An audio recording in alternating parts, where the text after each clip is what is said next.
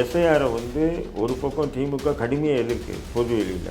அதே நேரத்தில் இந்த எஸ்ஐஆர் ஃபார்மை தூக்கிட்டு வீடு வீடாக போகிறது என்ன திமுக காரணம் முதல்வர் எதிர்க்கிறாரு. அப்படி இருக்கும்போது தமிழக அரசு ஊழியர்கள்லாம் வந்து எஸ்ஐஆர் தூக்கிட்டு ஏன் போகணும், நீங்கள் நிப்பாட்டுங்க. அந்த அரசு ஊழியர்கள் ஒருத்தர் 2 பேர் இருந்தால், ஆனால் 5 பேர் வந்து திமுக காரணம் வரான். வீடு இருக்குன்னா அந்த 5 வீடுக்கு கொடு, 5 வீடு கொடுக்காது. ஏன்னா 5 வீடு வந்து திமுக ஓட்டு. அதனால் அவனுக்கு ஃபார்ம் நம்ம தூங்கிட்டு இருந்தாலும் எழுப்பி எதுவும் ஃபார்ம் கொடுக்குறான். எஸ்ஐஆரில் வந்து ரொம்ப மோசமான குளறுபடிகள் இருக்குது. ஓரளவுக்கு ஞானம் உள்ளவங்க படித்தாவே புரிய மாட்டாங்க.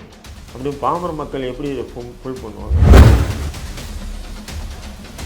நம்ம சீமான் சொன்னார் இல்லைங்களா, நிச்சயம் 1 கோடி பேர் வந்து ஓட்டு இல்லைன்னு சொல்லி போகிறதுக்கு கூட வாய்ப்பு இருக்குது எஸ்ஐஆர் மூலியமானாரு. அது நிச்சயம் நிதர்சனமாக நடக்கும். அதில் திமுக வந்து இந்த எஸ்ஐஆரை வச்சு அவங்க ஒரு பிளான் போட்டுட்டு இருக்காங்க. உண்மையிலே கொடுத்து அது அக்செப்டபுளாக ஓட்டு நேரத்தில் நம்ம வரிசையில் நின்று உங்கள் பேர் ஓட்டு லிஸ்ட்டில் இல்லைங்கன்னு சொன்னால் அப்போ தான் நமக்கு தெரியும் நம்ம ஃபார்ம் ஃபுல் பண்ணது தவறு. இது என்ன அநியாயமாக இருக்காங்க.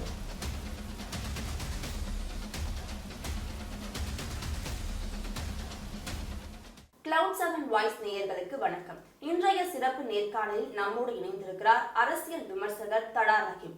வணக்கம் சார். தமிழ்நாட்டில் இப்போ அதிகமாக பேசப்பட்டு வர்றது சிறப்பு வாக்காளர் திருத்தப் பட்டியல் தொடர்பாக தான். இந்த எஸ்ஐஆருடைய நிலைப்பாட்டில் மற்ற கட்சிகள் எப்படி இருக்காங்க, எஸ்ஐஆருக்கு எதிர்ப்பு தெரிவித்து பல கட்சிகள் ஆர்ப்பாட்டம் கண்டனத்தையும் தெரிவிச்சுட்டு வராங்க. இந்த நிலையில் தமிழ்நாட்டில் எஸ்ஐஆருடைய நிலவரம் எப்படி இருக்குது, இதை மற்ற கட்சிகள் எப்படி எதிர்கொண்டுட்டு வராங்க? இந்த எஸ்ஐஆரை வந்து ஒரு பக்கம் திமுக கடுமையாக எதிர்க்கு பொது வெளியில். அதே நேரத்தில் இந்த எஸ்ஐஆர் ஃபார்மை தூக்கிட்டு வீடு வீடாக போகிறது என்ன திமுக காரணம் உண்மையா இல்லையா? சார், வருவாய்த்துறை அவங்க எல்லாமே நாங்கள் பண்ணலை, எங்களுக்கு ரொம்ப ப்ரெஷராக இருக்குது அப்படின்னு வேலையை நிறுத்துகிறோம் அப்படின்னு அறிவிக்கிறாங்க. இது தமிழ்நாட்டு அரசு சார்பாக தானே அவங்களுக்கு இந்த ஒரு தைரியம். நான் அதான் சொல்கிறேன், முதல்வர் எதிர்க்கிறாரு. அப்படி இருக்கும்போது தமிழக அரசு ஊழியர்கள்லாம் வந்து எஸ்ஐஆர் தூக்கிட்டு ஏன் போகணும், நீங்கள் நிப்பாட்டுங்க. எஸ்ஐஆர் வந்து நாங்கள் பணி செய்ய மாட்டோம், எஸ்ஐஆர் வேலை செய்ய மாட்டோம்னு சொல்லி நீங்கள் ஒரு உத்தரவு போடுங்க. அப்போ எஸ்ஐஆரை நீங்கள் எதிர்க்கிறீங்க. ஒவ்வொரு ஆட்சியரும் வந்து வீடியோ போட்டிருக்காரு. ஒவ்வொரு ஆட்சியரும், கடலூர் மாவட்ட ஆட்சியர் எல்லாமே என்ன சொன்னால், எஸ்ஐஆர் என்பது இன்றைய காலகட்டத்துக்கு அவசியமானது. அதில் போலி வாக்காளர்களை நீக்கப்படுவார்கள், இறந்தவர்கள் நீக்கப்படுவாங்க. நீங்கள் வந்து தேசத்தின் மீது நாட்டின் மீது நம்பிக்கை இருந்து சரியான முறையில் தேர்தல் நடக்க வேண்டும் என்றால் இந்த எஸ்ஐஆர் ஃபார்மை வாங்கி நீங்கள் ஃபில்அப் பண்ணுங்கள். இதெல்லாம் யார் நான் சொல்கிறேன், ஆட்சியர்கள் சொல்கிறாங்க. ஆட்சியர்கள் யாருடைய கட்டுப்பாடு? மத்திய அரசு கட்டுப்பாடில் இல்லை, மாநில அரசு கட்டுப்பாட்டில் தான் இருக்குது. ஸ்டாலின் சொல்லி தான் இவர் ஆட்சியர் இருக்கார் இல்லைங்களா? அப்படி இருக்கும்போது அதெல்லாம் எப்படி ஒரு பக்கம் வந்து தொட்டியில் கிள்ளி விட்டுட்டு தொட்டியில் ஆட்டுற கதை தான். எஸ்ஐஆரை எதிர்க்கிறாங்களாம், அதே நேரத்தில் எஸ்ஐஆருடைய சிறப்புகளை பற்றி இவங்க அரசு அதிகாரிகளே சொல்லுவாங்களாம். அதை ஆதரிக்கிறதுக்கான காரணம் என்ன சார் திமுகவுக்கு? இப்போ அவங்க எதிர்க்கிறாங்க, அப்படி இருக்கும்போது இவங்க போய் அதை பண்ணுறதுக்கான காரணம் என்ன?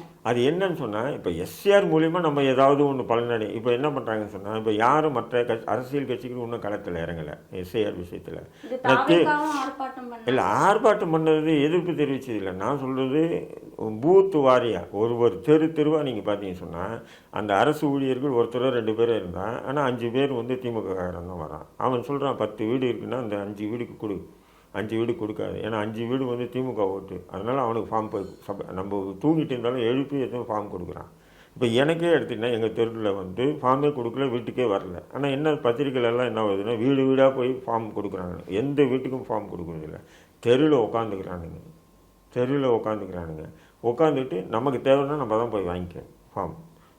ஆனால் அந்த எஸ்ஐஆரில் குளறுபடிகள் இருக்குது, நிறைய குளறுபடிகள் இருக்குது. அதுவும் இந்த முறை வந்திருக்கிற எஸ்ஐஆர் பார்த்திங்கன்னா ஒரு வித்தியாசமாக இருக்குது. இப்போ உதாரணத்துக்கு பார்த்திங்கன்னா இதை எதிர்க்க வேண்டிய சூழ்நிலை தான். இப்போ ஃபஸ்ட்டு பார்த்திங்கன்னா பிறந்த தேதி கேட்குறாங்க, அப்புறம் வந்து ஆதார் எண் கேட்குறாங்க, அப்புறம் அலைபேசி எண் கேட்குறாங்க, அப்புறம் தந்தை அந்த இது கேட்குறாங்க, அம்மா பேர் கேட்குறாங்க, அம்மாவின் வாக்காளர் அட்டை இருந்தால் கூடுங்கன்றான், அப்பாவினுடைய வாக்காளர்.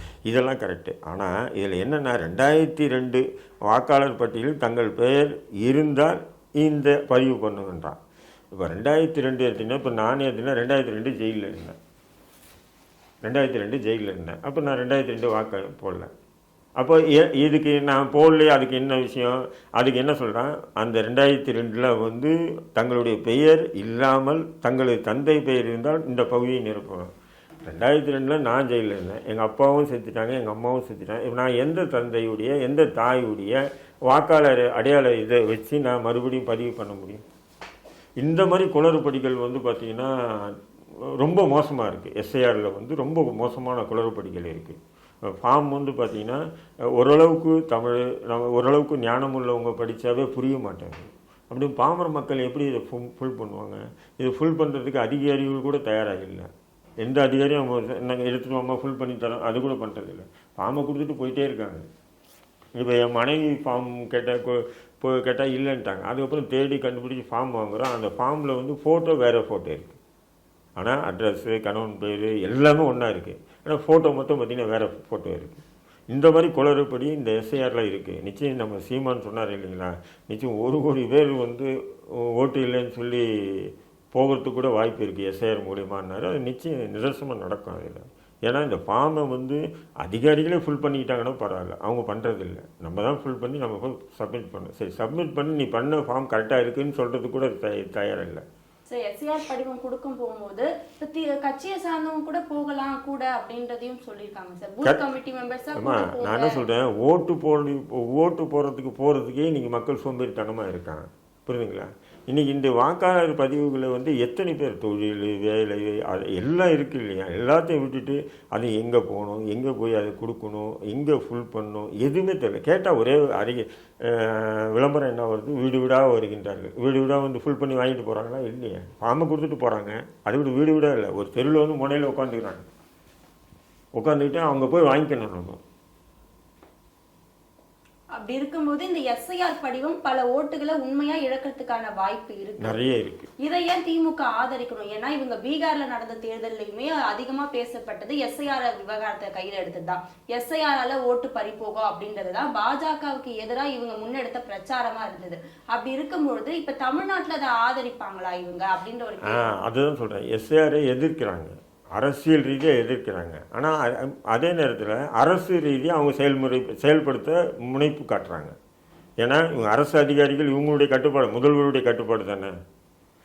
புறக்கணிங்கன்னு சொன்னால் எல்லா அரசு அதிகாரியும் புறக்கணிக்க போகிறாங்க. அப்போ எஸ்ஐஆர் தேர்தல் ஆணையம் வந்து ஆளை வச்சு பண்ண மாட்டாங்க இல்லைங்களா? அப்போ அதை பண்ணலாம் இல்லையா? அப்போ ஒரு பக்கம் வந்து இவங்க எஸ்ஐஆரை எதிர்க்கிறாங்க, இன்னொரு பக்கம் எஸ்ஐஆருக்கு வந்து நடைமுறைப்படுத்துறதுக்கு உண்டான வழிமுறைகளை ஏற்படுத்துகிறாங்க. கொளத்தூர் தொகுதியில 900க்கும் அதிகமான வாக்கு வந்து போலி வாக்கு அப்படின்ட்டு ஒன்றிய நிதி அமைச்சர் நிர்மலா சீதாராமன் சொல்லியிருந்தாங்க. அப்படி இருக்கும்போது இதெல்லாம் நிரூபணமாக்குற விதமா திமுக அரசுடைய செயல்பாட்டு இருக்கா? இல்லை, அது அந்த அளவுக்கு நம்ம பார்க்க முடியாது. ஆனால் இதில் ஒரு விஷயம் நல்லா இருக்குது. இப்போ திமுக வந்து இந்த எஸ்ஐஆரை வச்சு அவங்க ஒரு பிளான் போட்டுட்டு இருக்காங்க. என்னன்னு சொன்னால், திமுகவை தவிர மற்ற வாக்காளர்களுடைய ஃபார்ம் போய் கொடுக்காம, ஏன்னா அவங்க மாநில அரசு ஊழியர்கள் தான் வேலை செய்கிறாங்க. அப்போ அந்த ஃபார்முகளை அவாய்ட் பண்ண முடிஞ்சது இல்லை. இதில் பாஜகவோட தலையீடு இருக்காதா சார்? இல்லை, பாஜகன்றது இல்லை, திமுக தான் பூத் கமிட்டி வாரியாங்க. தெருவாக நீங்கள் பார்த்தீங்கன்னா அரசு அதிகாரி ஒருத்தர் தானே 10 பேர் திமுககாரன் தான் வராங்க. நீங்கள் பாருங்கள், எல்லா தமிழ்நாடு முழுக்க அப்படி தான் இருக்குது. ஆனால் எல்லா கட்சியை சார்ந்த பூத் கமிட்டி மெம்பர்ஸும் எஸ்ஐஆர் படிவம் கொடுக்கும்போது கூட போகலாம் அப்படின்றது போகலாம். ஆனால் யாரும் போகிறது இல்லையா? அப்ப அது அந்த கட்சிகளுடைய தவறாதானே? இல்லை, இது ஆளுங்கட்சியாக இருக்காங்க இல்லையா? இப்போ ஆளுங்கட்சியாக இருக்கும்போது அவங்க சம்பாதிச்சுட்டு இருக்காங்க, அங்கே இருக்கக்கூடிய நபர்கள்லாம் வந்து சம்பாதிச்சுட்டு இருக்காங்கன்னு போது அவங்க இறங்குவாங்க. அதே நேரத்தில் எதிர்கட்சி நபர்கள் அவ்வளோ வேகமாக இறங்க மாட்டாங்க. சரி, ஃபார்ம் வருதா, ஃபில்அப் பண்ணுமா, போட்டோமா அப்படி. இப்போ என்னன்னு சொன்னால் இதில் ஒரு குளறுபடியை நம்ம ஃபார்ம் ஃபில்அப் பண்ணி உண்மையிலே கொடுத்து அது அக்செப்டபுளா இல்லையான்றது இப்போ தெரியாதான். ஓட்டு நேரத்தில் நம்ம வரிசையில் நின்று உங்கள் பேர் ஓட்டு லிஸ்ட்டில் இல்லைங்கன்னு சொன்னால் அப்போ தான் நமக்கு தெரியும் நம்ம ஃபார்ம் ஃபில் பண்ணது தவறு. இது என்ன அநியாயமாக இருக்காங்க சார்? இப்போ எல்லா கட்சிகளும் எஸ்ஐஆருக்கு எதிரான ஒரு ஆர்ப்பாட்டத்தை முன் வச்சாங்க. இப்போ திமுக அதுக்கு ஆதரிச்சாலும் திமுகவும் அவங்களுடைய எதிர்ப்பை தெரிவிச்சாங்க. தாவேகா தரப்புல இருந்தோ எதிர்ப்பு தெரிவிச்சிருக்காங்க. அனைத்து கட்சிகளும் இதுக்கு வேண்டாம் அப்படின்ற ஒரு நிலைப்பாட்டில் தான் இருக்காங்க, அதிமுக பாஜகவை தவிர. அப்படி இருக்கும்பொழுது சீமான் அவர்களுடைய எதிர்ப்பு வந்து அவ்வளோ பலமா இல்லையா அப்படின்ற ஒரு கேள்வி. என்ன பலம் இல்லை, கடுமையான எதிர்ப்பு தெரிவிச்சிருக்காரு. அவர் என்ன சொல்றாரு, என் ஓட்டு கூட தேர்தல் நேரத்தில் ஓட்டு போடும்போது தான் தெரியும் என் ஓட்டு இருக்கா இல்லையான்னு. 1 கோடி ஓட்டு கிட்ட வந்து தமிழ்நாட்டில் வந்து தமிழக மக்களுடைய ஓட்டுகள் பறிக்கப்படுதுன்னு இருக்காரு. இந்த ரெண்டு மாசம் நெருக்கத்துல இந்த எஸ்ஐஆர் செய்யறதுக்கான காரணமா என்ன சார் இருக்கும்? இல்லை, அதுதான் கொஞ்சம் அதிசயமா இருக்கு. ஏன்னா ஒவ்வொரு வீடாக போய் கணக்கெடுத்து ஏற்கனவே வாக்காளர்களாக இருக்காங்கன்னா அவங்க இறந்துட்டாங்களா, அவங்களுடைய டெத் சர்டிஃபிகேட் இருக்கா, அந்த வாக்குகளை ரிமூவ் பண்ணுறதுக்கும், அல்லது வெவ்வேறு மாநிலங்கள்லேயும் வாக்காளர்களில் பட்டியலில் இடம்பெற்றிருக்கா பேர், இதெல்லாம் அரசு தான் பார்க்கணும். அதை விட்டுட்டு ஃபார்மை கொடுத்துட்டு நீ ஃபில்லப் பண்ணு, அப்போ தான் நாங்கள் வந்து அக்செப்ட் பண்ணுவோம் அப்படின்னு சொல்கிறதெல்லாம். இப்போ ஒருத்தன் இறந்தானா இல்லையா அப்படின்றது அரசுக்கு தெரியும். ஏன்னா சர்டிஃபிகேட் டெத் சர்டிஃபிகேட் இருக்குது, அந்த டெத் சர்டிஃபிகேட் வச்சு அதை அரசே நீக்கலாம். ஆனால் இப்படி ஒரு ஃபார்மை கொடுத்துட்டு நீ 2002 வந்து ஓட்டு போட்டியா, 2002க்கு பிறகு ஓட்டு போட்டியா, இல்லை 2002க்கு பிறகு பார்த்திங்கன்னா ஒரு 5 தேர்தல் நடந்திருக்கு, 5-6 தேர்தல். அப்போ 2002 மட்டும் ஏன் கேட்குறாங்க இந்த ஃபார்மில்? அப்போ இந்த மாதிரி ஒரு